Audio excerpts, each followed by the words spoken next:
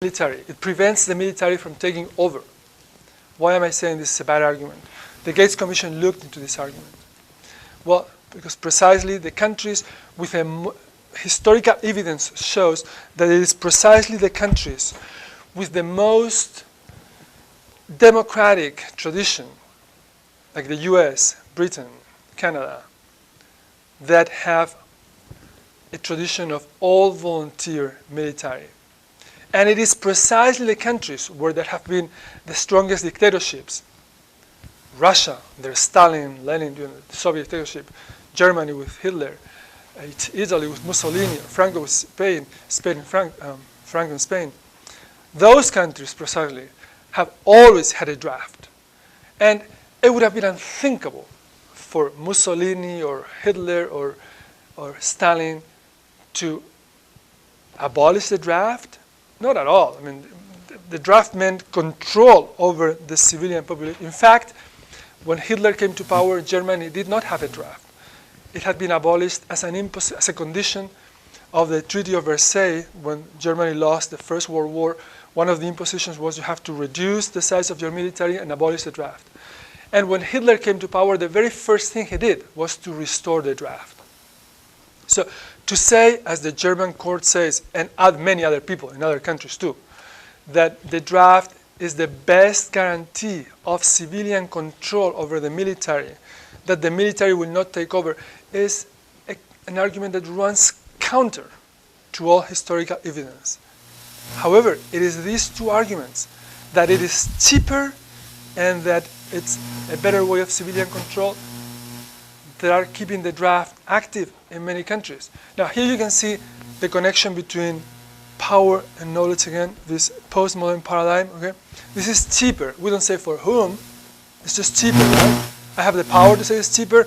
You know, I steal something, it's cheaper. I am the one who gives this piece of knowledge out, so to say, okay?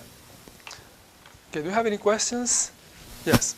But, so basically you're saying that it's cheaper in monetary values, but not so much in economical values.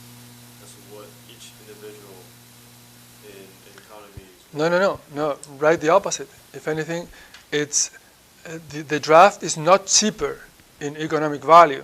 No. Forget about money. It's cheaper in monetary value because it's 100 to 1,000. No, it's not cheaper in monetary value. It's cheaper in monetary value for those who don't pay, for the rich, for the wealthy people, okay? In monetary value, but don't get confused. Monetary or in kind doesn't make any difference at all. It's cheaper. In other words, the wealthiest people do not have to give their little help for that.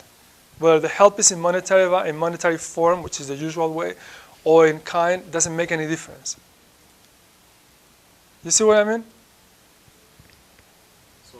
Sort of? Okay.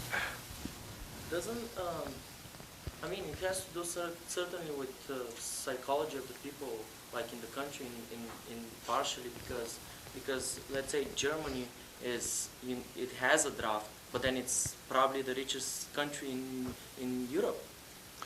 What's the counter argument to that? Well, that makes it even more surprising. But in the U.S. too, you know, before the Gates Commission in 1969, just 3 years before, there was another commission. This one was created by President Johnson, Lyndon Johnson. Okay, it was the Clark Commission. However, Lyndon Johnson did not want the draft abolished. He wanted to keep the draft, and so his commission had the task of, you know, coming to the conclusion that the draft was necessary. It was a much smaller commission. It was called the Clark Commission, and their documents, their conclusion was just like 15 pages compared to volumes by the. So I'm not saying the two commissions were the same, but the Johnson Commission, the Clark Commission, also said, oh no, we can't have an all-volunteer system. It's too expensive. Even in the case of the U.S., who had always had volunteer systems before. Okay? So no surprise, Germany. Yeah, Germany is the richest country in Europe. Well, still, you know, it's more expensive. We don't want to spend more money. What it really means is, if we have a volunteer system, the richest people are going to have to pay a little more in taxes, and we don't want that. It's actually like maybe in some countries the people's tolerance is a little you know, a little higher than others. Like, let's say if somebody in Germany is like, he's higher paid, maybe his willingness to go to the military is lower. Like maybe the sort of patriotism that he wants to serve for the country, which in that kind of sense, to him, he's not losing that much if he's doing it just for that reason. Well, that would be going back to the unrealized rents, okay? Even if the guy is rich, it doesn't matter. You may be very rich, but you still get your salary. And if you're very motivated, okay, you know what? I don't need the money. I'll serve in the military for free. Well, if you go to a recruitment office and you say that, they think you're crazy or you're an idiot. They're going to say, if you sign a contract, it's going to be $1,000 a month. We don't care if you have $10 million in your bank account, we're still going to pay you $1,000 a month. So what you're saying, well, they force you to serve. Well, what am I losing? I don't care about money, right? Is that what you're saying? Are you paying less because of that? No, unrealized rents. You're still paying the same. Besides, some people we've had in Bulgaria the draft for a while, and you know, ever since I remember, so it's those people that became rich eventually. They still went through the draft. So I mean, it's like a circle. It's the ones that were rich before, they still had to go, so they still had to endure that, and Okay, what you're saying it's kind of like people are getting used to it. Everyone has to serve, therefore there is no injustice. Is that what you're saying? In a sort of way, yeah. Well, no, because number one, not everyone serves. Women don't serve, but women do have bank accounts. Many men don't serve because they have some handicaps and physical, but they have bank accounts, so they benefit without contributing to it. And even if many men, or even if most men were to serve, doesn't change anything, because your serving may be costing the family, the public finances, a huge amount. Remember, you have the BMW, you have the Toyota. First of all, we are hiring people here to do a work. We are actually not hiring. We're forcing people to do a work, number one, for which they are not fit, not motivated, and for which we are forcing them to invest a lot of economic value. We're making a very expensive and inefficient service. That's what the draft is. A very expensive and inefficient. Now, one more conclusion before we get to any other words. There will never be a draft in the US again. Why is that? Because although sorry? You can quote me, yes.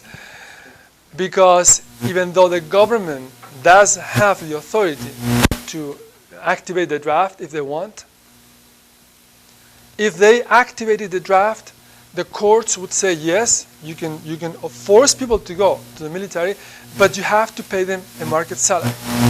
Because otherwise you're imposing on them a non-proportional and unconstitutional tax. Now, if you are having to pay a market salary, why on earth would you want to have people who don't want the work, who don't want to do the work? You see what I mean? I mean, if you need to pay a salary which is sufficient to attract the number of people and the kind of people that you need, why on earth would you want to do that and then force people who want to do it? Wouldn't you rather have people who voluntarily enlist? But maybe you need more people. There is always enough people. Yeah, the segment of population, of the male population, that you need for the military is a tiny, tiny segment of all of them. Tiny, tiny. That's a good thing.